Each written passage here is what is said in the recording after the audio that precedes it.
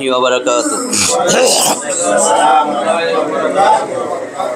الحمد لله إن الحمد لله نحمده ونستعينه ونستغفره ونعوذ بالله من شرور أنفسنا ومن سيئات أعمالنا من يهده الله فلا مضل له ومن يضلل فلا هادي له وأشهد أن لا إله إلا الله وحده لا شريك له وأشهد أن محمدا عبده ورسوله أما بعد فإن خير الحديث كتاب الله وخير الهدي هدي محمد صلى الله عليه وسلم وشر الأمور محدثاتها وكل محدثة بدعة وكل بدعة ضلالة وكل ضلالة في النار رب اشرح لي صدري ويسر لي أمري واحلل عقدة من لساني يفقهوا قولي الحمد لله الذي هدانا لهذا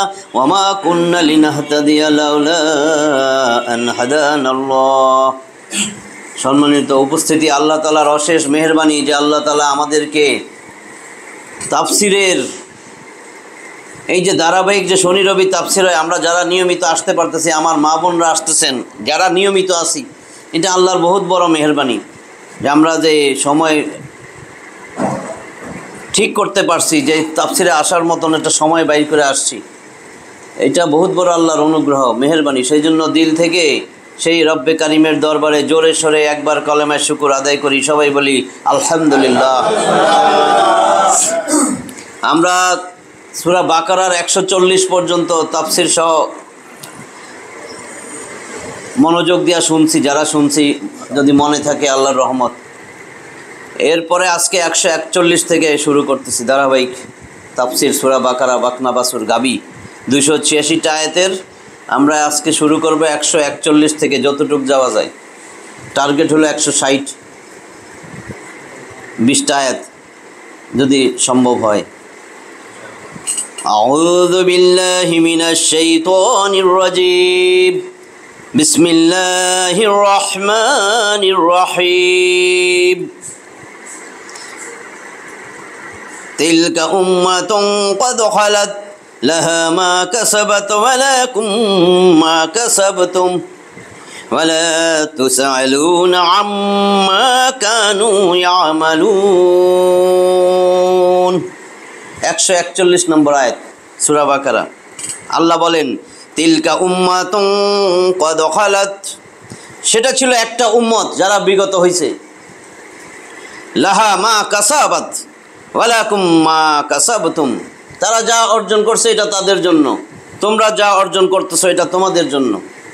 ওয়ালা তুসআলুনা আম্মা কানু ইয়ামালুন, ওয়ালা তুসআলুনা, তোমাদেরকে জিজ্ঞাসাবাদ করা হবে না। আম্মা কানু ইয়ামালুন, তারা যে কাজ করত সেই সম্বন্ধে তোমাদেরকে জিজ্ঞাসাবাদ করা হবে না। এই আয়াতটা একটু ভালো করে শুনেন অর্থটা। এই আয়াতে আবারও আমলের গুরুত্ব বর্ণনা করে বলা হয়েছে যে বুজুর্গদের সাথে সম্পর্ক জুড়ে এবং তাদের উপর ভরসা করে কোনো লাভ নাই। আমি অনেক দিন ধরে বলতেছি, বলছি কোরআন পড়লে আমার মতনই বলবেন, পাইছেন? এখন তাফসির আমার না, তাফসিরে কোথা থেকে বলতেছি, আহসানুল বায়ান। এই আয়াতে আবারও আমলের গুরুত্ব বর্ণনা করে বলা হয়েছে বুজুর্গদের সাথে সম্পর্ক জুড়ে এবং তাদের উপর ভরসা করে কোনো লাভ নেই। এটা আছে, কারণ যার কার্যকলাপ তাকে পিছিয়ে দেয়, তার বংশমর্যাদা তাকে এগিয়ে দিতে পারে না। অমুক বংশের, আজকে আসবো অমুক বংশের, কয় না, বংশ দিয়া কি হবে? এই আবু জেহেলের বংশ আইতেছে। মুসলিম দেখেন কোনটা সবাই জানে, কিন্তু মুসলিম শরীফের হাদিস, অধ্যায় জিকির ও দোয়া, এই পরিচ্ছেদ তেলাওয়াতে কোরআনের জন্য একত্রিত হওয়ার ফজিলত এখানে আছে। এটা অর্থাৎ পূর্বপুরুষদের নেকি দ্বারা তোমাদের কোনো লাভ হবে না। আমার পূর্বপুরুষ এটা ছিল, আমার পূর্বপুরুষ জায়নামাজ পানির বিছিয়ে চলে গেছে, এগুলো দিয়ে কোনো কাজ হবে না। পূর্বপুরুষের নেকি দ্বারা তোমাদের কোনো লাভ হবে না এবং তাদের পাপের কারণে তোমাদেরকে পাকড়াও করা হবে না। তাদের কৃতকর্মের কারণে তোমাদেরকে এবং তোমাদের কৃতকর্মের কারণে তাদেরকে জিজ্ঞাসাবাদই করা হবে না। কেউ কারো বোঝা বহন করবে না। ওয়ালা তাজিরু ওয়াজিরাতুন উজরা উখরা, ওয়ালা তাজিরু ওয়াজিরাতুন উজরা উখরা, কারো বোঝা কেউ বহন করবে না। এটা সূরা ফাতিরের 35 নম্বর সূরা 18 নম্বর আয়াত।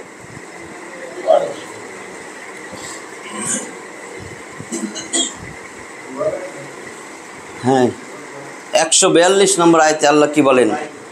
সায়াকুলুস সুফাহাউ মিনান নাসি মা ওয়াল্লাহুম আন কিবলাতিহিমুল্লাতী কানু আলাইহা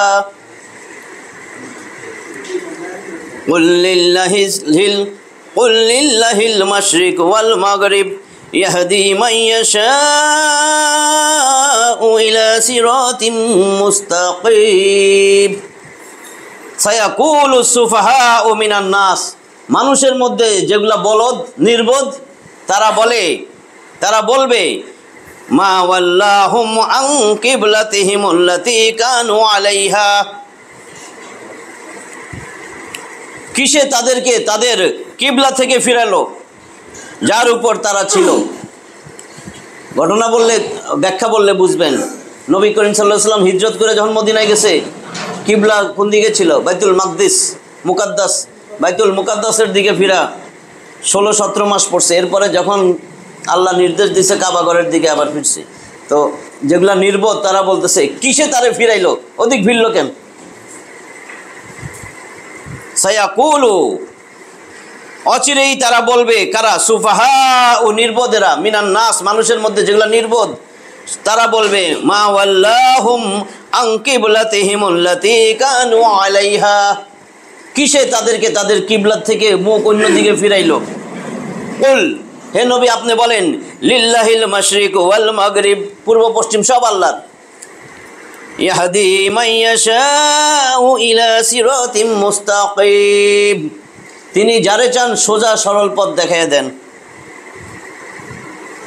যখন রাসূল সাল্লাল্লাহু আলাইহি ওয়াসাল্লাম হিজরত করে মক্কা থেকে মদিনায় যান, তখন প্রায় 16-17 মাস পর্যন্ত বাইতুল মুকাদ্দাসের দিকে মুখ করে নামাজ পড়েন। তবে তার ইচ্ছা এটাই হয়তো যে কাবা শরীফের দিকে মুখ করে নামাজ পড়া হোক, যা ইব্রাহিম আলাইহিস সালামের কিবলা। আর এর জন্য তিনি দোয়াও করতেন এবং বারবার আসমানের দিকে দৃষ্টিপাত করতেন। শেষ পর্যন্ত মহান আল্লাহ তাআলা কিবলা পরিবর্তনের নির্দেশ দিলেন। তা দেখে ইহুদি আর মুনাফিকরা হাঙ্গামা শুরু করে দিল। অথচ নামাজ আল্লাহর একটা ইবাদত, আর ইবাদতে ইবাদতকারীকে যেভাবে নির্দেশ দেওয়া হয় সেভাবে সে করতে বাধ্য।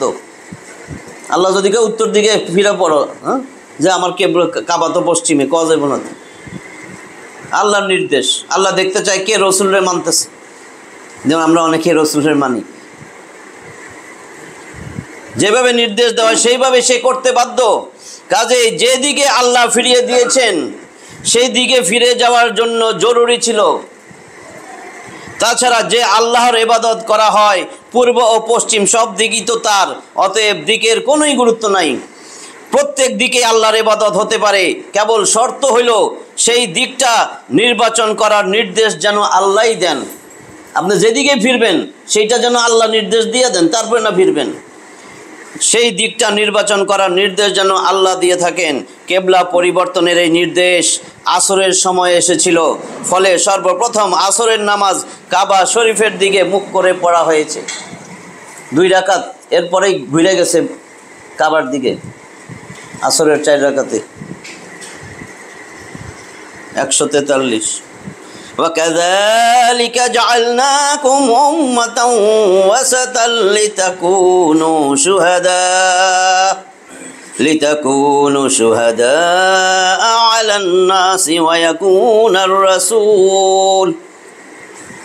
وَيَكُونَ الرَّسُولُ عَلَيْكُمْ شَهِيدًا وَمَا جَعَلْنَا الْقِبْلَةَ الَّتِي كُنْتَ عَلَيْهَا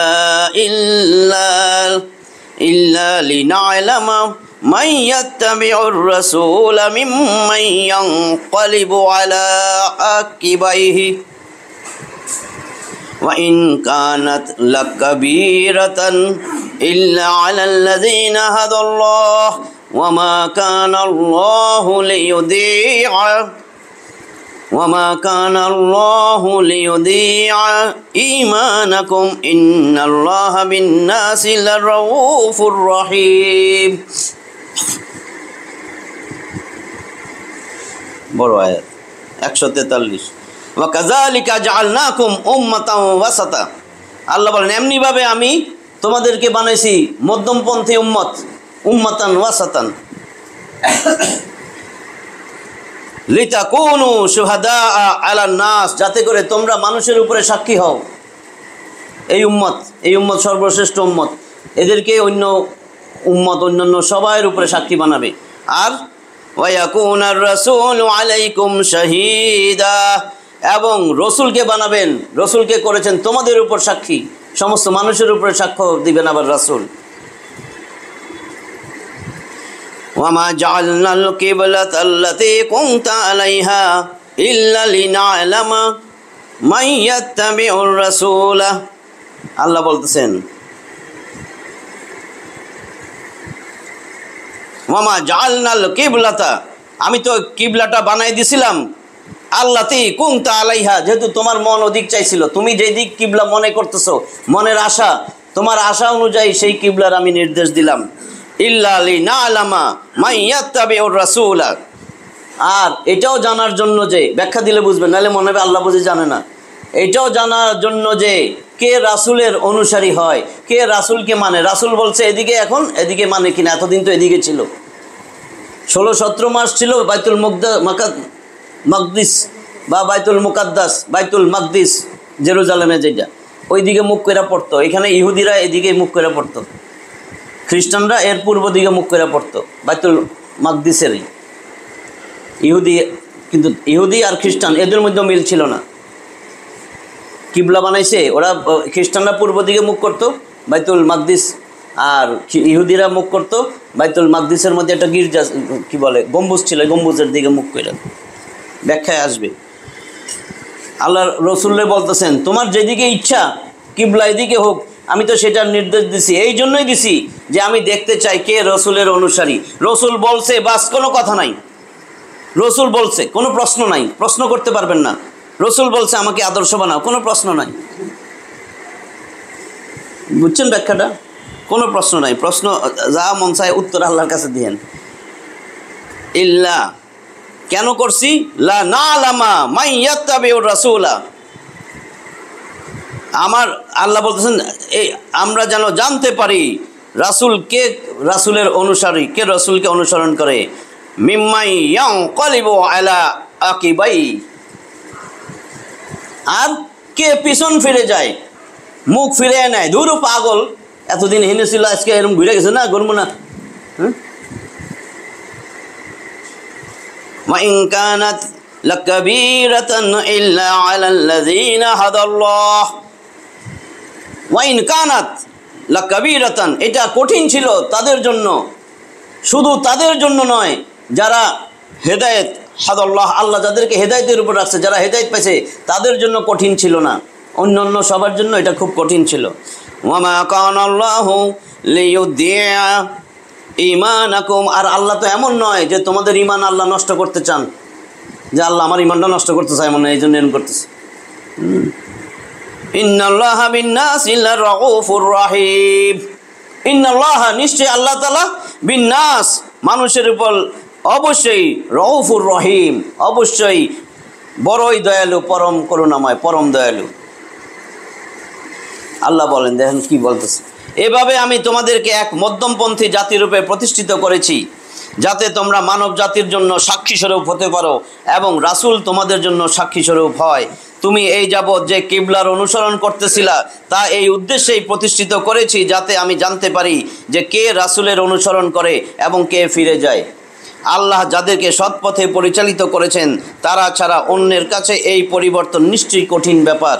আর আল্লাহ এরূপ নন যে তিনি তোমাদের ঈমান তথা বিশ্বাসকে ব্যর্থ করবেন, নষ্ট করবেন। নিশ্চয় আল্লাহ মানুষের প্রতি অতি দয়ালু, পরম দয়ার্দ।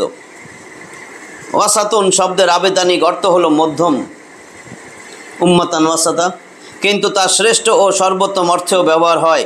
আর এখানে এই সর্বোত্তম অর্থেই ব্যবহার হয়েছে, অর্থাৎ যেমন তোমাদেরকে সর্বোত্তম কিবলা দেওয়া হয়েছে, অনুরূপ তোমাদেরকে সর্বোত্তম উম্মত করা হয়েছে।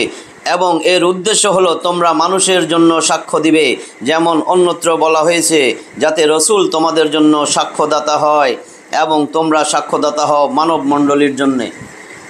সূরা হজের ৭৮ নম্বর আয়াত।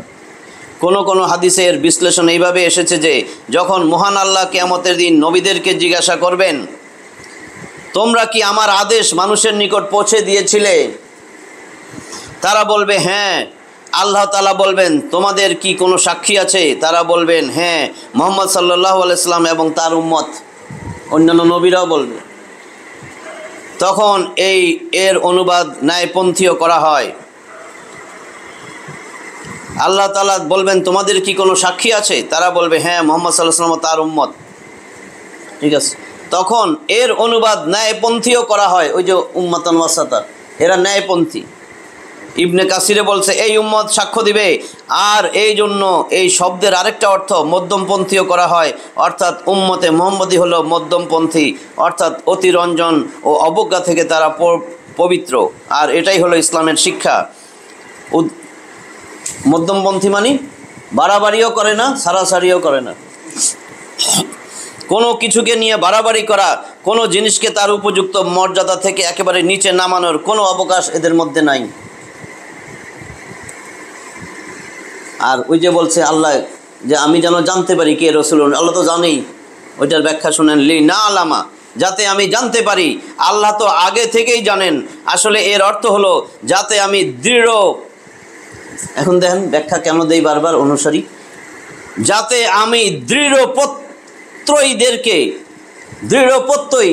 দৃঢ়ভাবে রসুলকে মানে, দৃঢ়ভাবে বিশ্বাস করে তাদেরকে, এবং যাদের মধ্যে একটু সন্দেহ আছে তাদেরকে পৃথক করে দিতে পারি। এবং মানুষের সামনেও যেন এই দুই শ্রেণীর লোককে স্পষ্ট করে দিতে পারি। দুইটা শ্রেণীর লোক আছে, এক শ্রেণীর রসুলকে আদর্শ বানাইছে, আরেক শ্রেণীর রসুলের আদর্শের নাই, কোনো তোয়াক্কাই নাই। এরা স্পষ্ট না? আমাদের কাছেও স্পষ্ট, কিন্তু আপনার কাছে স্পষ্ট না? এখানে কেউ আছেন স্পষ্ট না যে এটা রসুলের অনুসারী আর এগুলা রসুলের অনুসারী না? স্পষ্ট হয় নাই? এটা কি কইছে এখন? আল্লাহ কয় আমি স্পষ্ট করে দিব, দুনিয়াবাসীও যেন জানতে পারে এরা রসুলের অনুসারী, এরা রসুলের অনুসারী না। তা এখন আল্লাহ কইছে, এখন আর কি করবেন?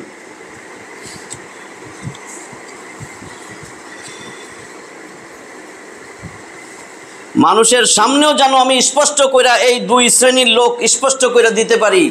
ফাতহুল কাদিরে আছে যে কে রসুলের অনুসারী, কে রসুলের অনুসারী না। মুখে কিন্তু ঘোষণাই দেওয়া হয়, ঘোষণা দিয়েই কিন্তু রাস্তা দেওয়া যায়, আমরা এর অনুসারী, আমরা এই সেনা, বলেন না? মুখেই বলেন না, আপনি শুনেন না? আমরা এই সেনা। এটা তো আপনি আরেকজন সাক্ষী হইতেছে, আল্লাহ বুঝে জানে না, আল্লাহ দেখে না কি কইতেছে রে, এটা কিসের সেনা? জোরে জোরে কয় না?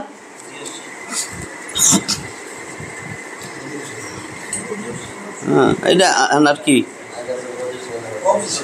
হ্যাঁ আমার তো জিরোতে আসার কথা, তো জিরোতে আসার কথা, কিন্তু শুরু হলে ওইটার তো আল্লাহ কই দিছে পার্থক্য। আল্লাহ কইছে আমি ঠিক পার্থক্য করে দিতেছি। কয়দিন আর দুনিয়া আমার কাছে আসবে না? আমার কাছে আসার সময় চাপাবাজি করবা? জি আল্লাহ কই চাপাবাজি? কয় বিসমিল্লাহ আল্লাহ মিল্লাতি নামটা বসায়া আল্লাহ যোগ করেন। ধরেন আমি খালেদ, বিসমিল্লাহ আল্লাহ মিল্লাতি খালেদুল্লাহ, বিসমিল্লাহ আল্লাহ মিল্লাতি রাসূলুল্লাহ ছিল না? আপনি তো রাসূলের আদর্শের সৈনিক না, যার আদর্শের সৈনিক তার নামটা ওইখানে বসাবেন না আপনি মৃত্যুর সময়? বিসমিল্লাহ আল্লাহ মিল্লাতি খালেদুল্লাহ। আমি আমারটা নিয়েই বললাম, যদি আমি কারো নেতা হই। এরপরে আর পরিষ্কার করার কোনো কিছু নাই আমার। একবার বলছি আমি কিন্তু শত্রু না, আমি বন্ধু। মরলে বুঝবেন, আরে একবারে সঠিক খাঁটি বন্ধু ছিল। এখন না মনে হয় এটার কোনো ভাবতে আছে নাকি, এই দল না এই দল না, এটার তো কোনো মূল্যই নাই, দূরও এটা কি।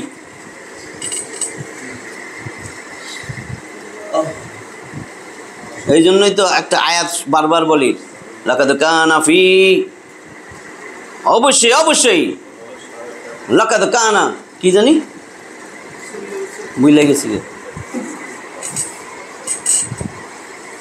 33 নম্বর সূরা আহজাবের 21 নম্বর আয়াত, যে রাসূলের মধ্যে রাখছি উত্তম আদর্শ। বারবার এই আয়াতটা কই, এখন মনে নেই। আচ্ছা এইখানে আসি আবার, এইটুকু বুঝছেন তো আল্লাহ কেন বলছে আমি যেন জানতে পারি। আল্লাহ তো আগে থেকেই জানেন।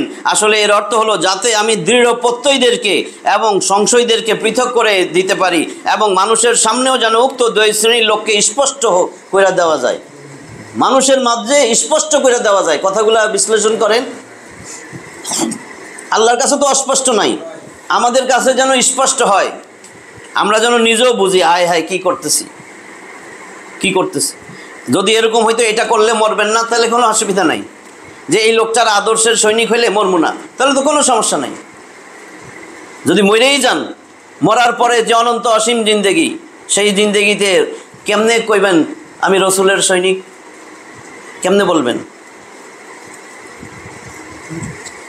যদি দুনিয়াতে একটা টাকাও না দেন, একটা ফ্ল্যাট কিনবেন, 1 টাকাও দেন নাই, কইতে পারবেন এটা আমার ফ্ল্যাট? রসুলের আদর্শই বানান নাই, আপনার নামাজ রোজা হজ জাকাত কিছুই নাই, কেমনে জান্নাতের একটা ইটের আশা করেন? জান্নাতের গেট দেখবেন দূরে, ঢুকা দূরে থাক, এটার আশা কেমনে করেন? বুঝেন আমার কথা? একটা টাকাও পাঠান নাই আল্লাহর কাছে, একটা কিচ্ছু দেন নাই, একটা ইমান আমল কিচ্ছু নাই, কেমনে বানাইবেন? ঠুসঠাস করে মারামারি করে একেবারে এখনই মরলেন, এই ঘোষণা দিয়েই মরলেন যে আমি এই আদর্শের সৈনিক। রাস্তাঘাটে মরতেছে না, মরার পরে কয় শহীদ। আল্লাহ কইছেন এটা শহীদ, কেন বলেন শহীদ? ওটা আরেকটার লগে মারামারি করে মরলেন, কার জন্য মরলেন? আমরা সবাই এই সেনা, আমরা সবাই এই সেনা, ভয় করি না বুলেট বোমা। কি বুলেট বোমা?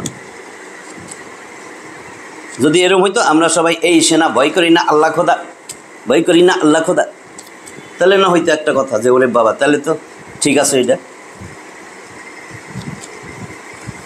আমি হুঁশ আসার জন্য বলতেছি, আমরা বেহুশ হয়ে আছি, দুনিয়ার লোভে বেহুশ হয়ে গেছি। আর কোনো লোভ না, একমাত্র দুনিয়া। আপনি একেবারে গ্যারান্টি একটাও মিশাইতে পারবেন না দুনিয়ার বাইরে যে আখেরাতের জন্য না এই দলটা করি, আখেরাতের জন্য না এটা করি।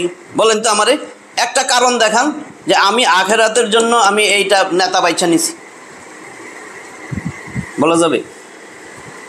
একটা দুইটা কারণ যে না এই নেতাটা এত ভালো, এই জন্য আমি এই নেতার অনুসারী। আল্লাহ তো একটা নেতার জন্য একেবারে কঠিন কথা বলছেন, আজিম। আজিম বুঝেন? আজিম মানে যেটা পরিমাপ করার কোনো নিক্তি নাই, কোনো রকমের কোনো মাপকাঠি নাই। আল্লাহ বলেছে ওয়া ইন্নাকা লা আলা খুলুকিন আযীম, 68 নম্বর সূরা, সূরা কলম, সূরা নুন, 52টা আয়াতের এই সূরার মধ্যে আছে 4 নম্বর আয়াত, ওয়া ইন্নাকা, অবশ্যই অবশ্যই, ওয়া এবং ইন্না নিশ্চয়, কা তুমি, ওয়া ইন্নাকা লামে তাকিদ, আলা উপরে, অবশ্যই অবশ্যই তুমি এত উপরে, এত উপরে, লা আলা খুলুকিন আযীম, তুমি এমন মহান চরিত্রের হে নবী যেটা কারো পক্ষে মাপা সম্ভব না। তোমার চরিত্র এত গভীর, এত উন্নত।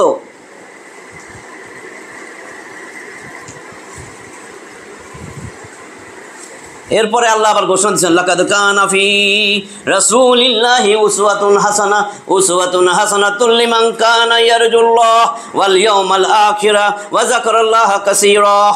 এই এখন মনে আছে 33 নম্বর সূরা আহজাবের 21 নম্বর আয়াত, লাকাদ কানা ফি রাসূলিল্লাহি উসওয়াতুন হাসানাহ, তোমাদের জন্য রসুলের মধ্যে রাখছি উত্তম আদর্শ। উসওয়াতুন হাসানাতুল লিমান কানা ইয়ারজুল্লাহ, যদি তুমি আমি আল্লাহর আশা রাখো, ওয়াল ইয়াউমাল আখিরা, আখিরাতের আশা রাখো, ওয়া যাকারাল্লাহ ওয়া যাকারাহুমুল্লাহ, উসওয়াতুন হাসানাতুল লিমান কানা ইয়ারজুল্লাহ ওয়াল ইয়াউমাল আখিরা ওয়া যাকারাল্লাহু কাসীরা। আর আমি আল্লাহর জিকির আজগর করো, তুমি আমি আল্লাহর নামাজ রোজা করো, তুমি হজ করছো এত কষ্ট করে আমি আল্লাহর জন্য, জি আল্লাহ তোমার জন্য। তো তুমি তো আগেই তো ফেল, তোমার স্টার্টিং কি দেওয়া হয়েছে? লাকাদ কানা, অবশ্যই অবশ্যই, লামে তাকিদ কদ নিশ্চয়ই, অবশ্যই অবশ্যই, দুইবার কয় অবশ্যই নিশ্চয়ই। কানা আছে, ফি মধ্যে, রাসূল রাসূলের মধ্যে, তোমার জন্য আদর্শ। তুমি সেই আদর্শ রসুলের মধ্যে বলছিলাম, তুমি কার মধ্যে খুঁজছিলা? ফেল না? তারপরে না বাকিটা, যদি তুমি রসুলের আদর্শ হয় তাহলে তোমার নামাজ, রোজা, হজ, যাকাত তোমার সব আমি কবুল করে নিলাম। ফেল তো এখনো বুঝেন না যে এটা তো আল্লাহর আয়াত, যে হুজুর এই আয়াতটা আসলে আমি তো এটা করি, ধরেন মাদ্রাসা, এই যে এটা না আপনার দেওয়া ঠিক আছে, উত্তর তো নিবেন এখান থেকে, বুঝেন নাই? যেটা আল্লাহ বলে দিছে সেই উত্তরটা কোথা থেকে নেবেন? আর কেউ ব্যাখ্যা দিলে হবে? শব্দের অর্থ যদি জানেন, দিস ইজ এ বটল, আমি বললাম এটা একটা বোতল, আপনি আরেকজনের কাছে গেলেন, সে আপনার খাস চামচা, সে তো আপনি যা করবেন তাই করবে। এখন এইটা বোতল না রে বেটা, এটা একটা লোহার তৈরি, একটা অনেক বড় একটা ইয়া বেটা, বোতলের মতো না দেখো, জি জি জি এটা অনেক বড় লোহার তৈরি একটা, মনে হয় এরোপ্লেনও হইতে পারে। বুঝলেন? আমি যেটা অক্ষর আছে, যেটুক আছে সেইটুকের অর্থ জানলেই তো হয়। এখন ক্লাস 5 যে পাস করছে সেও বুঝবে দিস ইজ এ পেন, এই হয় একটি কলম, এটা লেখা আছে। এখন কেউ যদি আপনারে বলে এই হয় একটি সোনার আংটি, হবে নি? কিন্তু আপনি যদি ইংলিশটা না পড়েন, আপনি যার কাছে গেছেন সে যদি কয় এটা হয় একটা সোনার আংটি, আপনি তো হেঁটে করবেন। বুঝছেন না? এটা সত্য মিথ্যার পার্থক্য নির্ণয়কারী গ্রন্থ আল কোরআন। সত্য মিথ্যা জানবেন কোরআন থেকে।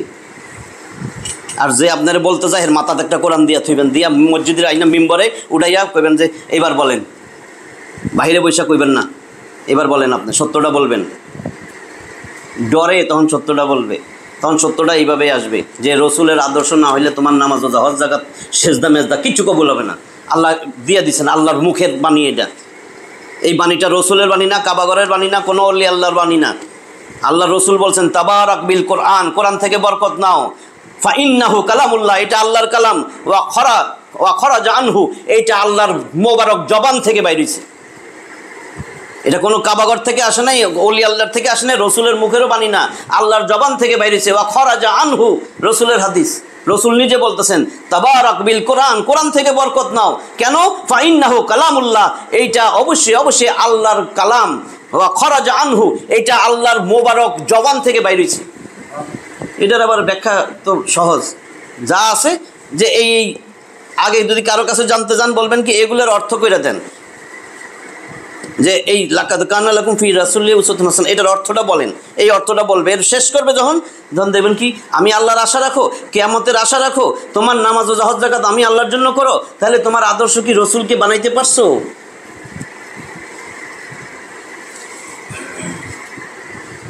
এর চেয়ে সহজ আর আছে না? বুঝেন নাই? এখানে কিবলা পরিবর্তনের একটা উদ্দেশ্যের কথা বলা হচ্ছে। নিষ্ঠাবান মোমেনরা তো কেবল আল্লাহর রাসূল সাল্লাল্লাহু আলাইহি ওয়াসাল্লামের চোখের ইঙ্গিতের অপেক্ষায় থাকতেন। দেখেন কি বলছে, নিষ্ঠাবান মোমিনরা, যারা মোমেন, সত্যিকারের খাঁটি মোমেন, তারা তো কেবল আল্লাহর রাসূল সাল্লাল্লাহু আলাইহি ওয়াসাল্লামের চোখের ইঙ্গিতের অপেক্ষায় থাকতেন। আর কিছু কম লাগতো না, চোখের ইঙ্গিত, এই অপেক্ষায় থাকতেন। এত ব্যাখ্যা ট্যাখ্যা, এত কারণ এগুলা খুঁজতো না। কাজেই তাদের জন্য একদিক থেকে অন্যদিকে ফিরে যাওয়া কোনো সমস্যাই ছিল না, কোনো ব্যাপারই ছিল না। বরং একটা মসজিদে তো কেবলা পরিবর্তনের নির্দেশ তখন পৌঁছে যখন তারা রুকুতে ছিলেন। তারা রুকু অবস্থাতেই নিজেদের মুখমণ্ডল কাবার দিকে ফিরিয়ে নিলেন। এটাকে মসজিদে কেবলাতাইন, অর্থাৎ সেই মসজিদ যেখানে একটা নামাজ দুইটা কেবলার দিকে মুখ করে পড়া হয়েছে। যারা গেছেন তো এমনি নিয়ে যায় মসজিদে কেবলাতাইন দেখার জন্য, আবার কুবা মসজিদও যান, তাই না? অনুরূপ ঘটনা কুবার মসজিদেও ঘটেছে। কোন সাহাবা রাদিয়াল্লাহু তাআলা আনহু এর মনে এই সমস্যার উদয় হলো যে সাহাবাগণ বাইতুল মুকাদ্দাসের দিকে মুখ করে নামাজ পড়ার যুগে, শুনেন, যারা বাইতুল মুকাদ্দাসের দিকেই মুখ কইরা নামাজ পড়তেছিল আল্লাহর আদেশ আসার আগ পর্যন্ত, 16-17 মাসের মধ্যে মারাও গেছে, তাদের মনে এই সমস্যার উদয় হইল যে যেই সাহাবাগণ বাইতুল মুকাদ্দাসের দিকে মুখ করে নামাজ পড়ার যুগে মৃত্যুবরণ করেছেন, অথবা আমরা যতদিন সেই দিকে মুখ করে নামাজ পড়েছি সেই সব মনে হয় বিফলে গেছে। সাহাবীরা ভয়ে তার মনে হয় কোনো সওয়াব পাওয়া যাবে না। মহান আল্লাহ বললেন, তোমাদের ওই নামাজগুলো ব্যর্থ হবে না, বরং তোমরা তার পূর্ণ সওয়াব পাবে। আর এখানে নামাজকে বিশ্বাস বা ঈমান বলে আখ্যায়িত করে এই কথাও পরিষ্কার করে দেওয়া হয়েছে যে নামাজ ব্যতীত ঈমানের কোনো মূল্য নাই। ঈমান তখনই ঈমান বলে গণ্য হবে যখন নামাজ ও আল্লাহর অন্যান্য বিধানসমূহের যত্ন নেওয়া হবে। অনেক লোক পাইবেন, এই 3 বিল্ডিংয়েও পাইবেন, যে জান না নামাজ না পড়লে কি আমগো ঈমান আছে। এইখানে পুরুষদেরকে, যার ঈমান এত মজবুত আল্লাহর ঘরে এসে নামাজ পড়তে দিতেছে না, যার ঈমান এত মজবুত ফজরের নামাজটা পড়ে না, এত মজবুত ঈমান, যে আল্লাহর ঘরে আসতে পারে না দুনিয়ায় থাকতে, সে জান্নাতে কেমনে যাবে? যার ঈমান আল্লাহর ঘরে আনতে পারে না, দুনিয়াতে জীবিত অবস্থায় যার ঈমান আল্লাহর মসজিদে আনতে পারে না, সে আবার জান্নাতে যাবে? তার নাম তো নুরুল ইসলাম, আমিনুল ইসলাম, কয় না 94% মুসলিম। আমি তো কই 2%। বাংলাদেশ 2% মুসলিমের দেশ। কারণ বহুত আমিনুল ইসলাম, নুরুল ইসলাম আছে যে এখনো ইসলাম ধ্বংসের পায়তারা করতেছে, ধর্মনিরপেক্ষ চায়, লাফাইতেছে ধর্মনিরপেক্ষ। হ্যাঁ, বুঝছেন না? ধর্মনিরপেক্ষ। এইখানে অনেকের মনের মধ্যে ধর্মনিরপেক্ষ, যে আমি কইলাম তো আছে, এখানেও আছে, কারণ সে সাপোর্টও দেয়।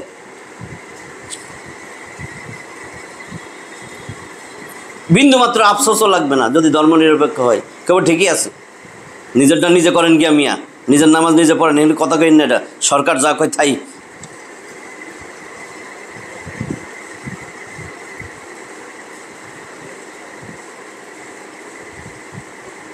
নাহলে সরকারের এত সাহস হয় নাকি?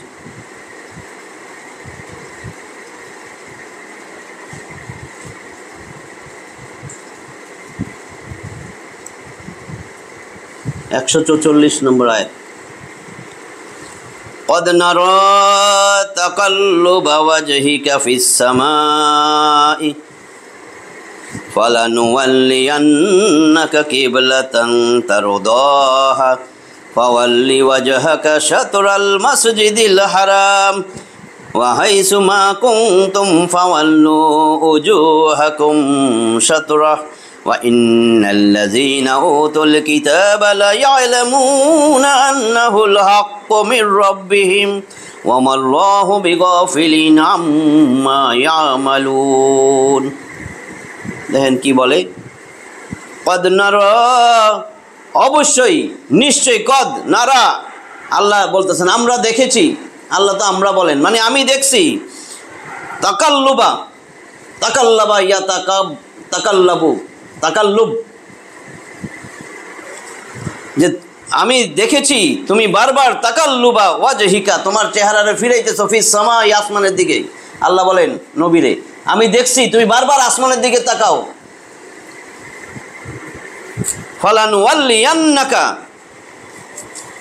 তাই অবশ্যই অবশ্যই, লামে তাকিদ নুনে সাকিলা, ফালানুওয়াল্লিয়ান্নাকা, এটা জোর দিয়া বুঝাইছে, অবশ্যই এই জন্যই আমি তোমাকে ঘুরিয়ে দিচ্ছি কিবলাতান তারদাহা, তোমার পছন্দ যেদিকে করছো সেদিকে আমি কিবলা ঘুরাই দিতেছি। ফাওয়াল্লি ওয়াজহাকা শাতরাল মাসজিদিল হারাম, তোমার মুখ ফিরাও শাতরাল মসজিদিল হারাম, মসজিদে হারামের দিকে মুখ ফিরাও। ওয়া হাইসু মা কুনতুম, তোমরা যেদিকেই থাকো না কেন, ফাওয়াল্লু, ফিরাও, উজুহাকুম শাতরাহু, তোমাদের চেহারা ফিরাও, শাতরাহ, সেই দিকে, শাতরাহু, হু মানে সেই কাবাগরের দিকে তোমাদের মুখ ফিরাও, তোমাদের কিবলা কাবার দিকে এখন ফিরাও। ওয়া ইন্নাল্লাযীনা উতুল কিতাব, নিশ্চয়ই যাদেরকে কিতাব দেওয়া হয়েছে, লা ইয়ালামুনা আন্নাহুল হাক্কু মির রাব্বিহিম, তারা তো জানে তাদের রবের পক্ষ থেকে সত্য, সব জানে, কোনটা সত্য সব জানে যাদেরকে কিতাব দেওয়া হয়েছে। কারণ ইহুদি খ্রিস্টান এদের কিতাবেও লেখা আছে শেষ নবী মুহাম্মদ সাল্লাল্লাহু আলাইহি ওয়াসাল্লামের কিবলা হবে কাবার দিকে, সব জানে, ওদের কিতাবে আছে, ইহুদিদের কিতাবে। কিন্তু হিংসা বিদ্বেষ এই জন্য মানতে পারে নাই। লাভটা হয়েছে কি, ওয়ামাল্লাহু বিগাফিলিন আম্মা ইয়ামালুন, ওয়ামাল্লাহু বিগাফিলিন, আর আল্লাহ তো গাফেল না, আল্লাহ সব জানেন। আম্মা ইয়ামালুন, তারা যা করত সব সম্বন্ধে আল্লাহ জানেন, সে ব্যাপারে আল্লাহ গাফেল না। আহলে কিতাবদের বিভিন্ন সহিফা ধর্মগ্রন্থ সমূহে কাবা শরীফ যে শেষ নবীর কেবলা হবে তার সুস্পষ্ট ইঙ্গিত বিদ্যমান। সবগুলা সহিফায় আছে, সব কিতাবে। কাজেই এর সত্যতা সম্পর্কে তাদের নিশ্চিত বিশ্বাস ছিল, কিন্তু তাদের জাতিগত হিংসা ও বিদ্বেষ সত্য গ্রহণের পথে বাধা হয়ে দাঁড়িয়েছিল।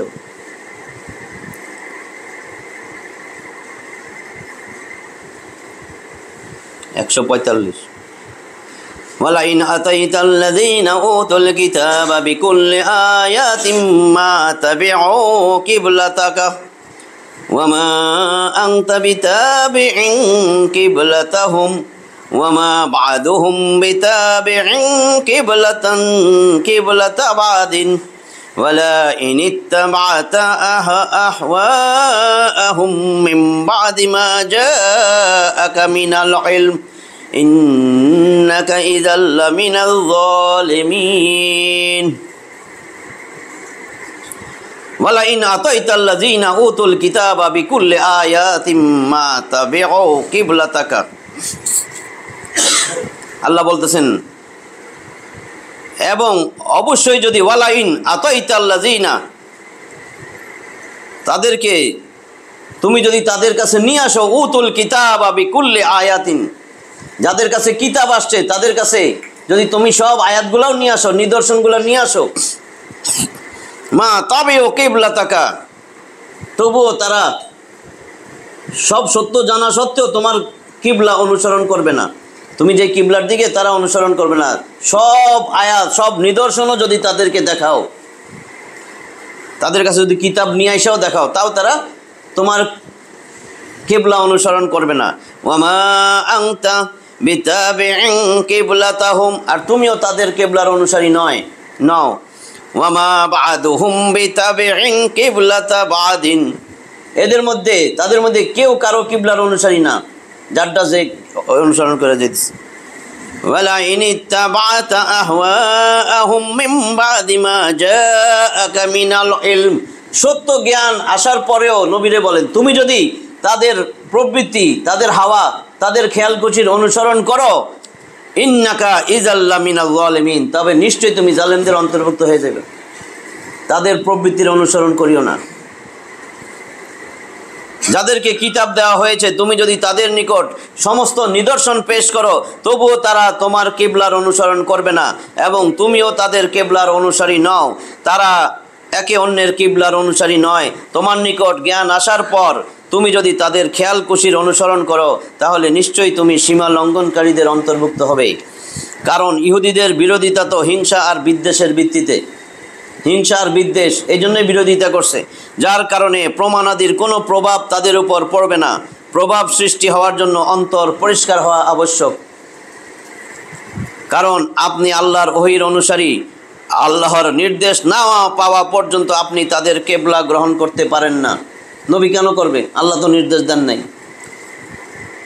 ইহুদিদের কেবলা হলো বাইতুল মুকাদ্দাসের পাথর, যার উপর গম্বুজ নির্মিত আছে, একটা গম্বুজ আছে, ওইটার দিকে মুখ করে ওরা যা করে। আর খ্রিস্টানদের কেবলা হলো বাইতুল মুকাদ্দাসের পূর্ব দিকে। তাহলে কিতাবদের এই দুইটা দল যখন আপোষে এক কিবলার উপর ঐক্যবদ্ধ নয়, তখন তারা মুসলিমদের নিকট থেকে কিভাবে আশা করে যে তারা মুসলিমরাও এই ব্যাপারে তাদের সাথে একমত হবে? এরকম ধমক পূর্বেও দেওয়া হয়েছে। উদ্দেশ্য হলো উম্মতকে সতর্ক করা যে কোরআন ও হাদিসের জ্ঞান থাকা সত্ত্বেও বিজাতি ও বেদাতীদের অনুকরণ করা জুলুম, সীমালঙ্ঘন ও ভ্রষ্টতা বই কিছুই নয়। আমরা করতেছি বিজাতির অনুসরণ, করি না?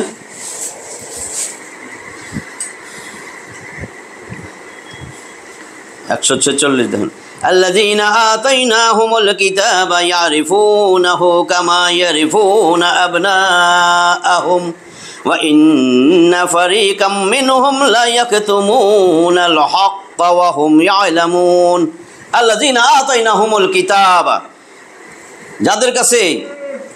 যাদেরকে আমি কিতাব দিয়েছি, ইয়ারিফুনাহু, তারা কিতাবকে এমনভাবে চিনে, কামা ইয়ারিফুনা আবনাআহুম, যেভাবে তারা তাদের সন্তানকে চিনে। আল্লাহ বলেন, আমি যাদেরকে কিতাব দিছি তারা কিতাবকে এমনভাবে চিনে যেভাবে তারা তাদের সন্তানকে চিনে।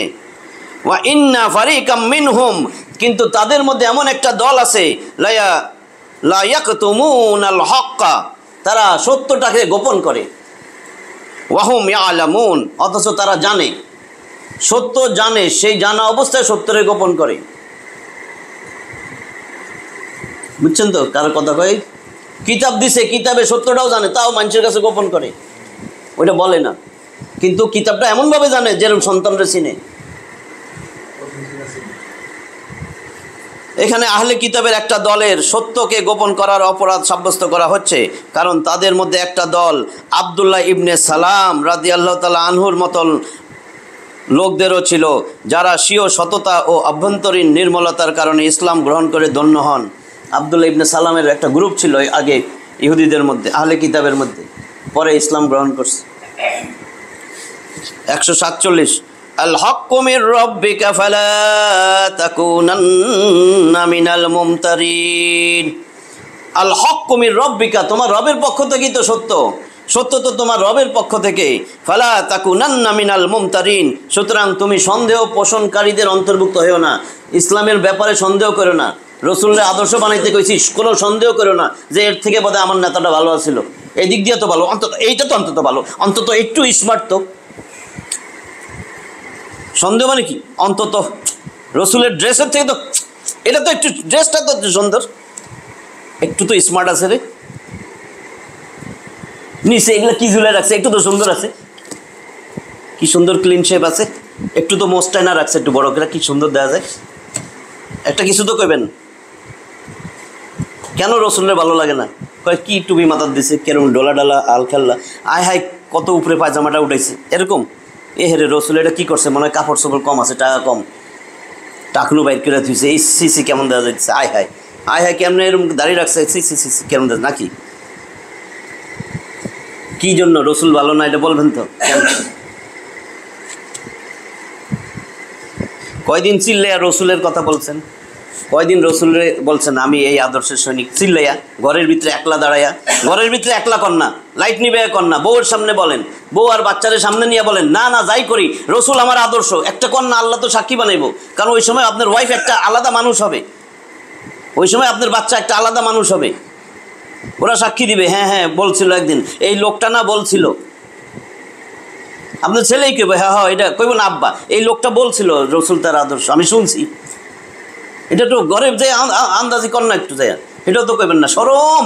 আর ওটা সবাই সামনে কইতে শরম লাগে না, আমার তো শরমে মরে যাই, আমার টিপ দিয়ে মাইরা দেখেন এনে কয়েকটা পিটান দেন যে কত দেই, আমার শরমে মরে যাবো যে এটা কি আমার থেকে খারাপ, এটা কেমনে বলবো, আমি তো গ্যারান্টি দিয়ে সিল দিয়ে যাবো, আপনি যার আদর্শের সে আমার থেকে অনেক খারাপ। আমি একটা মানুষও খুন করি নাই, একটা মানুষের উপরে অত্যাচার করি নাই, একটা মানুষের জায়গা জমি দখল করি নাই, একটা মানুষের বিনা কারণে জেল দিই নাই, আমার কথায় কারো জেল হয় নাই। কিন্তু আপনি যারা লিডার মানেন নেতা মানেন তার কথায় কি হয়েছে? একটা পয়েন্টই বললাম মিথ্যা। যে ক্লাস 5-এ উঠছে আপনার ছেলে, তারা জিগান আমার এই কথাটা, সেও বুঝছে, কেবল হ্যাঁ হ্যাঁ তাই তো, আর এনে বলে সব শিক্ষিত বইয়ের। নবীর উপর আল্লাহর পক্ষ থেকে যে বিধানই অবতীর্ণ হয় তা অবশ্যই সত্য, সেই ব্যাপারে সন্দেহ সংশয়ের কোনো অবকাশ নেই।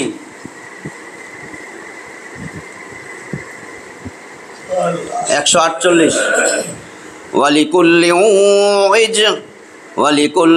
ওয়াজহাতুন হুয়া মুআল্লিহা ফাস্তাবিকুল খায়রাহ ওয়ালিকুল্লি ওয়াজহাতুন হুয়া মুআল্লিহা ফাস্তাবিকুল খায়রাত আইনামা তাকুনু ইয়াতি বিকুমুল্লাহু জামিআ ইন্নাল্লাহা আলা কুল্লি শাইইন কাদির। দেখেন কি বলেন, ওয়ালিকুল্লি প্রত্যেকের জন্য, ওয়াজহাতুন একটা দিক আছে, হুয়া মুআল্লিহা সে সেই দিকেই, তার সেই যে দিকের অনুসারী সে সেই দিকেই ফিরে, ফাস্তাবিকুল খায়রাত কাজেই তোমরা কল্যাণকর কাজের জন্য প্রতিযোগিতা করো, কল্যাণকর কর্মের জন্য প্রতিযোগিতা করো। আইনামা তাকুনু ইয়াতি বিকুমুল্লাহু জামিআ, তোমরা যেখানেই থাকো, আইনামা তাকুনু যেখানেই থাকো না কেন, ইয়াতি বিকুমুল্লাহু জামিআ আল্লাহ তো তোমাদের সবাইরে আবার সমবেত করবেন, নিয়ে আসবেন, তোমাদের সবাইরে নিয়ে আসবেন আল্লাহ। ইন্নাল্লাহা আলা কুল্লি শাইইন কাদির, আল্লাহ সব কিছুর উপর ক্ষমতাবান। প্রত্যেকের একটা নির্দিষ্ট দিক আছে যার দিকে সে মুখ করে দাঁড়ায়। অতএব তোমরা সৎকর্মের প্রতিযোগিতা করো। তোমরা যেখানেই থাকো না কেন আল্লাহ তোমাদের সকলকে একত্র করবেন। আল্লাহ সর্ববিষয়ে পূর্ণ ক্ষমতাবান। প্রত্যেক ধর্মাবলম্বীরা নিজেদের পছন্দ মতো কিবলা বানিয়ে রেখেছে যেদিকে তারা মুখ করে থাকে। এর দ্বিতীয় অর্থ হলো প্রত্যেক ধর্মাবলম্বীরা নিজেদের জন্য একটা নির্দিষ্ট পন্থা ও তরিকা বানিয়ে রেখেছে। তরিকা করেছে, যেমন কোরআনের অন্য স্থানে আছে, তোমাদের প্রত্যেকের জন্য একটি শরীয়ত, আইন ও স্পষ্ট পথ নির্ধারণ করেছি। ইচ্ছা করলে আল্লাহ তোমাদেরকে এক জাতি করতে পারতেন, একটাই জাতি, কিন্তু তিনি তোমাদেরকে যা দিয়েছেন তা দিয়ে তোমাদেরকে পরীক্ষা করার জন্যই তিনি তা করেন নাই। সূরা মাইদার 48 নম্বর আয়াত, 5 নম্বর সূরার। অর্থাৎ মহান আল্লাহ হেদায়েত ও গোমরাহি উভয় পথকে পরিষ্কার করে দিয়ে, যে এটা হেদায়েতের রাস্তা, এটা গোমরাহির রাস্তা, ভালো করে শুনেন। ওয়া হাদাইনাহুন নাজদাইন, আমি তো তোমাদের দুইটা রাস্তা দেখাই দিছি। সূরা বালাদ এটার 10 নম্বর আয়াত, ওয়া হাদাইনাহুন নাজদাইন, আমি তোমাদের দুইটা রাস্তা দেখাইছি। এটা জান্নাতের রাস্তা, এটা জাহান্নামের রাস্তা। এটা হেদায়েতের রাস্তা, এটা গোমরাহির রাস্তা। আর বলবো না, হেদায়েতের রাস্তায় কোরআন আছে, হেদায়েতের রাস্তায় রসুল আছে, আর গোমরাহির রাস্তায় এই দুইটা বাদে সব আছে। সংক্ষেপ করে দিয়েছি বোঝার জন্য। হেদায়েতের রাস্তা জান্নাতের রাস্তা, ওয়া হাদাইনাহুন নাজদাইন, তোমাদেরকে দুইটা রাস্তা দেখাইছি। হেদায়েতের রাস্তায় কোরআন আর রসুল আছে, আর বাকি সব এই দুইটা বাদ দিয়া সব গোমরাহির রাস্তায় আছে। এখন আপনি কোন রাস্তায় আছেন এটা নিজে বুঝবেন। দেখেন এরপরে শক্ত কথা, মহান আল্লাহ হেদায়েত ও গোমরাহি উভয় পথকে পরিষ্কার করে দিয়ে মানুষকে দুইটা পথের মধ্যে কোনো একটা নির্বাচন করার জন্য স্বাধীন ইচ্ছা শক্তি দিয়ে দিছেন। এর ফলে মানুষ ভিন্ন ভিন্ন এমন মত অবলম্বন করতেছে যা একে অপরের বিপরীত। যদি আল্লাহ চাইতেন তাহলে সবাইরে আল্লাহ হেদায়েত দিয়ে এক পথে নিয়ে আসতে পারতেন, কিন্তু আল্লাহ স্বাধীনতা ছিনিয়ে নিতে চান না। স্বাধীনতা দিছেন, বিবেক বুদ্ধি দিছেন, আর স্বাধীনতা দেওয়ার উদ্দেশ্য পরীক্ষাকরণ। কেন দিছে স্বাধীনতা? পরীক্ষা করবে, যে এই ছোট্ট জিন্দেগি দিছি, দেই পরীক্ষা ফেল করসনি। 3 ঘন্টা পরীক্ষা দিয়া হলের বাইরে আইসা আমি তো বুঝি নাই, আপনাকে খাতা দিব আবার লিখতে, আমি তো বুঝি নাই, বুঝাস নাই কেন? এই যে এখন দুনিয়ায় থাকতে থাকতে মরার আগে আমি তো বুঝি নাই যায় কইবেন আল্লাহর কাছে, আমি তো বুঝি নাই, আল্লাহ রব্বির জিউন, আরেকবার দুনিয়ায় পাঠাও, লাল্লি আমালু সালিহান ফিমা তারাকতুকাল্লাহ। আল্লাহ যায়া দুনিয়াতে এখন খালি ভালো আমল করবো, আল্লাহ তুমি দেখো 3 বেলা খালি পান্তাবাদ খাইলেও এরপরে আমি ব্যবসাও করবো না, চাকরিও করবো না, ডাক্তারিও করবো না, ইঞ্জিনিয়ারিং করবো না, তুমি দেখো না আরেকটা বাদ দাও, তুমি পান্তাবাদ আর মরিচ দিও, তাও আমার যথেষ্ট। তখন কিন্তু এরকম চিল্লাইবো, যখন আল্লাহ দিব না তখন পান্তাবাতে আইবো, আল্লাহ কোনো রকম পান্তাবাত আর একটা পেঁয়াজ। সেই সিনারিটা তো আমি বলতে পারতেছি না আবেগ দিয়া। ওই আয়াতের ব্যাখ্যা দেখেন, 23 নম্বর সূরা মুমিনুন 99 আর 100, লাল্লি আমালু সালিহান ফিমা তারাকতুকাল্লাহ। আল্লাহ আগে বুঝি নাই, আল্লাহ বুঝি নাই, আল্লাহ আরেকটা বার দুনিয়ায় চান্স দাও, আরেকটা বার দুনিয়ায় দাও। এখন দুনিয়ায় আসি না তো, দুনিয়া এখনো রসুলের আদর্শ বানাইতে পারি না, এখনো কোরআন পড়তে জানি না। এই দুইটা ছাড়া জান্নাতের আশাই করা যায় না, কোনোভাবেই না,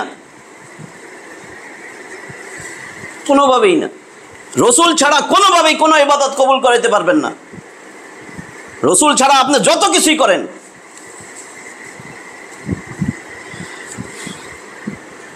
এই স্বাধীনতার অর্থ হইল পরীক্ষাকরণ। অতএব হে মুসলিমগণ, তোমরা সৎ কাজের প্রতিযোগিতামূলক অগ্রসর হও, অর্থাৎ নেকি ও সৎ পথে প্রতিষ্ঠিত থাকো। এটাই হলো আল্লাহর ওহী এবং রসুল সাল্লাল্লাহু আলাইহি ওয়াসাল্লামের অনুসরণের পথ, যা থেকে অন্য ধর্মাবলম্বীরা বঞ্চিত।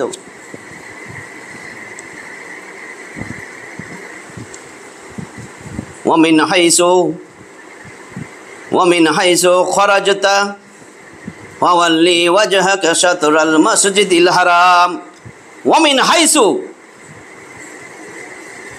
হাইসু খরাজতা, তুমি যেখান থেকেই বাইর হও, খরাজা মানে বাইর হওয়া, খরাজতা মানে তুমি বাইর হও, তুমি যেখান থেকেই বাইর হও না কেন, ফাওয়াল্লি তুমি ফিরো, ওয়াজহাকা তোমার চেহারা, তোমার মুখকে ফিরাও, শাতরাল মসজিদিল হারাম মসজিদুল হারামের দিকে। তুমি যেখান থেকে আসো, যেখান থেকে বাইর হও, মসজিদুল হারামের দিকে তোমার মুখ ফিরাও। ওয়া ইন্নাহু লাল হাক্কু মির রাব্বিকা, তোমার রবের পক্ষ থেকে এটাই সত্য, অবশ্যই সত্য। ওয়ামাল্লাহু বিগাফিলিন আম্মা তা'মালুন, আর তোমরা যা করতেছো আল্লাহ সেই ব্যাপারে উদাসীন নয়, সব জানেন আল্লাহ। যে স্থান হতে তুমি বের হও না কেন, মসজিদুল হারামের কাবা শরীফের দিকে মুখ ফেরাও, নিশ্চয়ই তা তোমার রবের নিকট থেকে প্রেরিত সত্য। তোমরা যা করছো তার ব্যাপারে আল্লাহ উদাসীন নয়। 150 দেখেন, ওয়ামিন হাইসু খরাজাত কি ওয়ামিন হাইসু খরাজতা ফাওয়াল্লি ওয়াজহাকা শাতরাল মসজিদিল হারাম। আবার বলছে, যেখান থেকেই তুমি বাইর হও না কেন তোমার চেহারা মসজিদুল হারামের দিকে ফেরাও। ওয়া হাইসু মা কুনতুম ফাওয়াল্লু উজুহাকুম শাতরাহু, এবং ওয়া হাইসু মা কুনতুম যেখানেই তোমরা থাকো না কেন, ফাওয়াল্লু উজুহাকুম শাতরাহু তোমাদের চেহারা তোমরা কাবার দিকে ফেরাও। লিআল্লা ইয়াকুনা লিন্নাসি আলাইকুম হুজ্জাতুন ইল্লাল্লাযীনা যালামু মিনহুম ফালা তাকশাউহুম ওয়াখশাউনি ওয়া লিউতিম্মা নি'মাতি আলাইকুম ওয়া লাআল্লাকুম তাহতাদুন। আর তুমি যেখান থেকেই বের হও তোমার চেহারা মসজিদুল হারামের দিকে ফিরাও, এবং তোমরা যেখানেই থাকো তার দিকে তোমাদের চেহারা ফিরাও, যাতে তোমাদের বিপক্ষে মানুষের বিতর্ক করার কিছু না থাকে। তবে তাদের মধ্যে থেকে যারা জুলুম করেছে তারা ছাড়া, যারা নবীরে মানে নাই, জুলুম করছে, নবীর পথ অনুসরণ করে নাই, তারা ছাড়া বাকি অন্য মানুষ যেন তোমাদের বিরুদ্ধে তোমাদের সাথে বিতর্ক না করে। তোমরা যেদিকেই কাবা সেদিকে মুখ ফিরাও। সুতরাং তোমরা তাদেরকে ভয় করো না, ওয়াকশাউনি আমাকে ভয় করো, আল্লাহ বলতেছে। আর যাতে আমি আমার নিয়ামত তোমাদের উপর পূর্ণ করতে পারি এবং যাতে তোমরা হেদায়েত প্রাপ্ত হও। কিবলার দিকে মুখ ফেরানোর নির্দেশের 3 বার পুনরাবৃত্তি করা হয়েছে, হয় এর উপর তাকিদ ও এর গুরুত্ব বর্ণনা করার জন্য, অথবা এই জন্য যে এটা কোনো বিধানকে রহিত ঘোষণা করার প্রথম পরীক্ষা ছিল।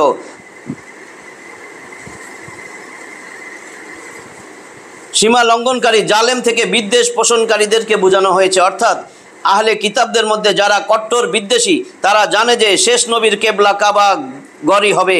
তা সত্ত্বেও শুধুমাত্র শত্রুতা বশত বলবে যে বাইতুল মুকাদ্দাসের পরিবর্তে কাবাকে কেবলা বানিয়ে মোহাম্মদ শেষ পর্যন্ত বাপদাদার ধর্মের দিকে ঝুঁকে পড়েছে। বাপদাদা তো এখানেই ঘুরতো ল্যাংটা হইয়া, যে এটা তো সেদিকেই ঘুরছে দেখা যায়। আবার কারো কাছে সীমা লঙ্ঘনকারী বলে উদ্দেশ্য হলো মক্কার মুশরিকগণ, অর্থাৎ যাতে আহলে কিতাব বলতে না পারে যে আমাদের কিতাবে তো ওদের কেবলা কাবা শরীফ বলা হয়েছে, অথচ ওরা বাইতুল মুকাদ্দাসের দিকে মুখ করে নামাজ পড়ছে। মানে যদি বাইতুল মুকাদ্দাস পড়তো তাহলে কইতো আমাকে বইতে তো লেখা কাবার দিকে মুখ করবে, এই দুই দিকেই বলতেছে। তাদেরকে ভয় করো না, অর্থাৎ মুশরিকদের কথায় পরোয়া করো না। তারা বলেছিল যে মুহাম্মদ তো আমাদের কেবলা গ্রহণ করে নিয়েছে, এবার অতি সত্বর দেখবে সে আমাদের দিনও গ্রহণ করবে। মুশরিকরা আমাকে ভয় করো, অর্থাৎ যে নির্দেশ আমি দিতে থাকবো তার উপর নির্ভয় আমল করতে থাকো।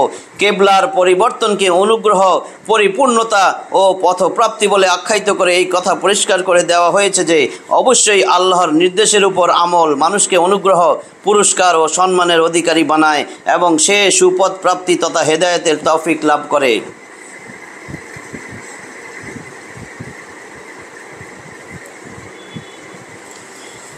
151 কামা আরসালনা ফীকুম রাসূলাম মিনকুম ইয়াতলু আলাইহিম আয়াতিনা ওয়া ইউযাক্কিকুম ওয়া ইউআল্লিমুকুমুল কিতাবা ওয়াল হিকমাহ ওয়া ইউআল্লিমুকুম মা লাম তাকুনু তা'লামুন। কামা আরসালনা যেমন আমি প্রেরণ করেছি, ফীকুম তোমাদের মধ্যে, রাসূলাম মিনকুম তোমাদের মধ্য থেকে একজন রাসূল, ইয়াতলু আলাইকুম আয়াতিনা সে কি করবে তোমাদের কাছে আমার আয়াত পাঠ করে শোনাবে, ওয়া ইউযাক্কিকুম তোমাদেরকে বিশুদ্ধ করবে, পবিত্র করবে, শিরক কুফরি মুনাফিকি এগুলা করার থেকে তোমাদেরকে রক্ষা করবে, তোমাদের শিখাই দিবে কেমনে বিশুদ্ধ হইতে হয়। ওয়া ইউআল্লিমুকুমুল কিতাবা ওয়াল হিকমা আর তোমাদেরকে কিতাব এবং হিকমা শিক্ষা দিবে। ওয়া ইউআল্লিমুকুম মা লাম তাকুনু তা'লামুন এবং তোমাদেরকে শিখাবে যা তোমরা জানতা না, তোমাদেরকে সেটাই শিখাইছে যা তোমরা জানতা না। যেভাবে আমি তোমাদের মধ্য হতে তোমাদের একজনকে রসুল করে পাঠিয়েছি যে আমার আয়াত সমূহ তোমাদের কাছে পাঠ করে তোমাদেরকে শিরক হতে পবিত্র করে এবং জ্ঞান বিজ্ঞান শিক্ষা দেয়। কামা যেভাবে এর সম্পর্ক পূর্বের বক্তব্যের সাথে, অর্থাৎ উক্ত অনুগ্রহের পরিপূর্ণতা এবং হেদায়েতের তৌফিক তোমরা ওইভাবেই পেয়েছো যেভাবে এর আগে তোমাদের মধ্য থেকে একজন রাসূল প্রেরণ করা হয়েছে যে তোমাদেরকে পবিত্র করে, তোমাদেরকে কিতাব ও প্রজ্ঞা শিক্ষা দেয় এবং এমন বিষয় শিক্ষা দেয় যা তোমরা জানতে না। 152 ফাযকুরুনি আযকুরকুম ওয়াশকুরু লি ওয়ালা তাকফুরুন। ফাযকুরুনি, আমাকে স্মরণ করো, আযকুরকুম, তাহলে আমি আল্লাহ তোমারে স্মরণ করব, ওয়াশকুরু লি ওয়ালা তাকফুরুন, আমার শুকরিয়া আদায় করো, আমার কুফরি করো না, আমার অকৃতজ্ঞ হও না।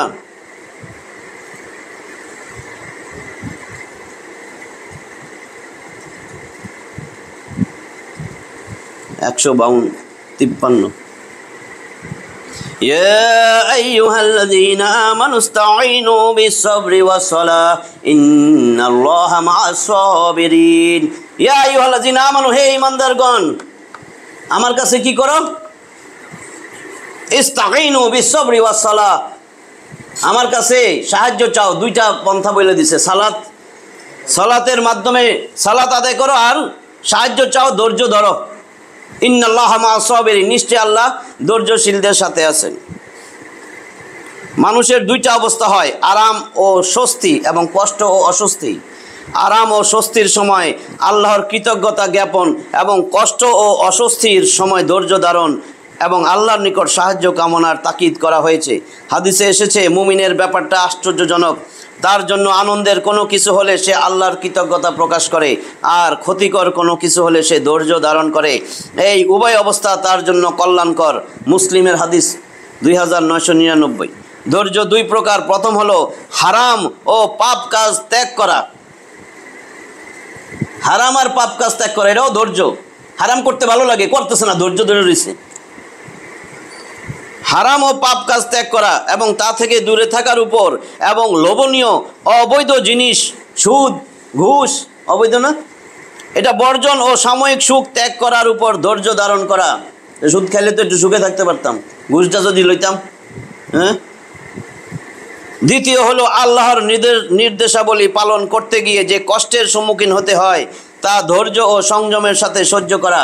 যে রসুলের যদি বানাই, রসুলের আদর্শের সৈনিকই হয়ে থাকি, তো পারবো না, এটা করতে পারবো না, এটা করতে পারবো না, মায়ের খামো, এটা হইব, সেটা হইব।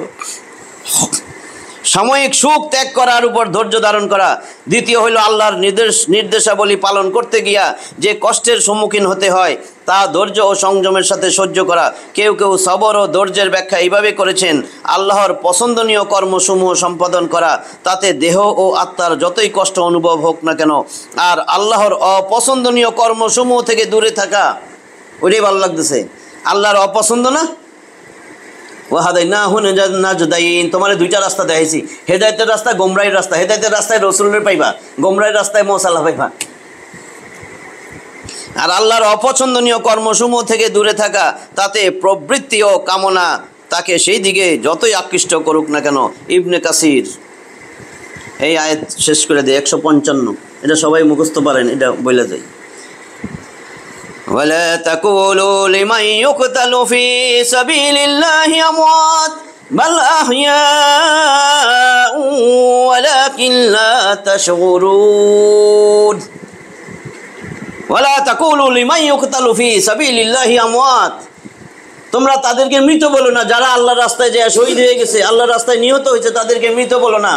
তারা কিন্তু মৃত না, তারা জীবিত, কিন্তু তোমরা সেটা জানো না। বাল আহইয়া ওয়ালাকিন লা তাশউরুন। শহীদদেরকে মৃত না বলা তাদের শ্রদ্ধা ও সম্মানের জন্য। পক্ষান্তরে তাদের সেই জীবন বারজাখের জীবন, যা আমাদের অনুভূতি ও উপলব্ধির অনেক ঊর্ধ্বে। এই বারজাখী জীবন মর্যাদার স্তর অনুযায়ী আম্বিয়া, মুমিনগণ, এমনকি কাফেররাও লাভ করবে স্তর অনুযায়ী। শহীদদের আত্মা, এবং কোনো কোনো বর্ণনা এসেছে মুমিনদের আত্মাও একটা পাখির মধ্যে বা পাখির বুকে অবস্থান করে জান্নাতে যেখানে ইচ্ছা বিচরণ করবে। তাফসিরে ইবনে কাসির, সূরা আল ইমরান 169 আয়াত। আজকে যা শুনছি 155 পর্যন্ত আমরা সূরা বাকারা শেষ করলাম একবার তাফসির। যা শুনছি, যেগুলা বলতেছি, এগুলা কষ্টের সাথে না নিয়া যে না এটা তো আমার আখিরাতে, তো আল্লাহর কথা, আমি একটা আমার কথা কই নেই, আমার কোনো কথা আমি বলি নাই, কারণ তাফসির তো আমার কথা দিয়া হবে না, গুনাহ হবে, আমার ভয় লাগে। এই জন্য আমি আল্লাহরটা বলছি, রসুলেরটা বলছি, কি করতে হবে কিভাবে আমাদেরকে চলতে হবে। তাফসিরের উদ্দেশ্য কি? যে আল্লাহ যা বলছে এটা জানায় দেওয়া, ব্যাখ্যা, কোরআনের ব্যাখ্যা, এইভাবে চলা। কারণ আমার আখেরাত দরকার। দুনিয়া আমি একেবারে পোলাও বিরিয়ানি খাইতে খাইতে যদি একেবারে ঘরের থেকে কোনোদিন না বাইরে হয়ে যায়, আমার যদি রাস্তায় যাই বা সিঁড়ি দিয়ে নামি পাও মস্কায়, মানে কোনো কষ্ট না, যাতে জীবনে কোনো কষ্ট না পাই। খাটের মধ্যে শুয়ে রয়েছি, অনেক কোটি কোটি টাকার মালিক, খালি খাইতেছি, মানুষে আইনা আইনা দেয়, তাও তো মরমু না, মরমু না। কই কেন মরমু? আমার তো কোনো অসুখই নাই, এরম আছে কোনো মানুষ? তাহলে তো আমি মরবো। মরার পরের যে জিন্দেগি দেখছেন তো। এখন 37 বছর গবেষণা করছে, 37 বছর গবেষণা করছে আমেরিকার এক ডাক্তার, মরা মানুষ মৃত্যুর পরে জীবন আছে, এখন সে স্বীকার করে। এখন সে স্বীকার করে। আমি একটু এটা নিয়ে গবেষণা করছি, এই জন্য আমি এখন বলতে পারতেছি না, পরে বলবো। 37 বছর গবেষণা করছে, আফটার ডেথ মানুষের যে আবার জীবন আছে, মৃত্যুর পরবর্তী জীবন, সে এখন স্বীকার করে। মুসলিম না, এখন সে স্বীকার করছে মৃত্যুর পরে জীবন আছে। রসুল বলছে 1450 বছর আগে।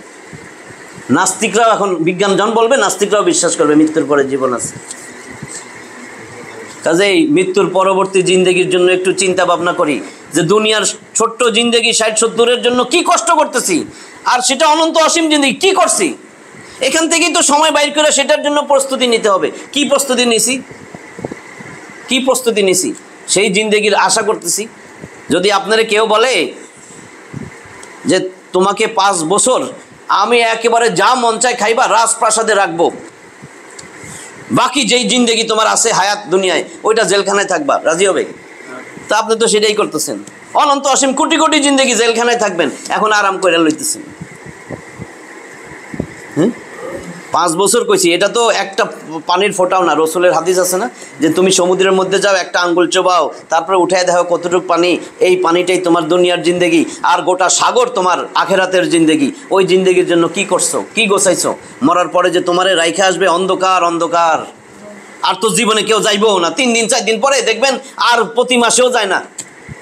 এখানে যারা মারা গেছেন মাপ দেখ কয়বার যান, কয়বার যান? তা আপনারা তো এইভাবে রেখে আসবে। যার জন্য সব ধুয়ে যাইতেছেন, সে যদি এগুলো নষ্ট করে, আল্লাহর রাস্তায় খরচ না করে, কি করবেন তখন? উপায় হবে কি? এই টাকার হিসাব দিবেন না, যে কেন কামাই করছিলেন? ওই সময়টা যদি আল্লাহর জন্য দিতেন, ওই সময়টা যদি ঈমান আমল বানায় আল্লাহর কাছে টাকা পাঠাতেন কিস্তিতে, একটা ইট লাগাইতো জান্নাতে, জান্নাতের বাড়ির জন্য কিস্তি পাঠাইছেন। যালিকাল ইয়াউমুল হক, ওই দিন কিন্তু সত্য। ফামান শাআ আত্তাখাযা ইলা রাব্বিহি মাআবা। আল্লাহ কয়, কাজেই তোমার যদি ইচ্ছা হয়, আমি আল্লাহর কাছ থেকে তোমার ফ্ল্যাট বুকিং দাও, আমার কাছ থেকে, আমি আল্লাহর কাছ থেকে আশ্রয়স্থান বানায় নাও। যা বলছি, যা শুনছি, এগুলা যেন আল্লাহ দিলের ভিতরে ঢুকায়, মন মগজে যেন ঢুকে, আমরা যেন এটার উপর আমল করতে পারি। দুনিয়া দুনিয়া দুনিয়া ত্যাগ করে আখেরাতমুখী যেন হইতে পারি। আপনি আখেরাত, আল্লাহ বলছে আখেরাত কামাই করো, আখেরাত কামাই করতে করতে সাইডে সুইডে যদি সৎ পথে দুনিয়া পাও, না পাইলে নাই। কিন্তু আমরা কি করি? দুনিয়া কামাই করতে করতে করতে যদি আখেরাতের কিছু কামাই হয় তো হইলো, না হইলে নাই, তাই না? ওরে আমার ছেলের ইন্টারমিডিয়েট পরীক্ষা, ম্যাট্রিক পরীক্ষা, রাত জায়গা পড়ছে, ফজরের সময় ঘুমাই রয়েছে। তার মানে কি? দুনিয়াটা আছে, আখেরাতটা নাই। বাপেও কিছু কয় না, কিন্তু মাও কিছু কয় না, থাক এখন উঠেও না, এই আস্তে দরজা খোলো, আমার বাবা ঘুমায়। আমার বাবার ঘুম ভাঙবে, সারা রাত পড়ছে, ফজরের পরে আর গাড়ির মধ্যে এক পাড়া দে, লাথি মার। কেন মারবি না? কারণ তোর তো ছেলের জাহান্নামের আগুনে জ্বলতেছে।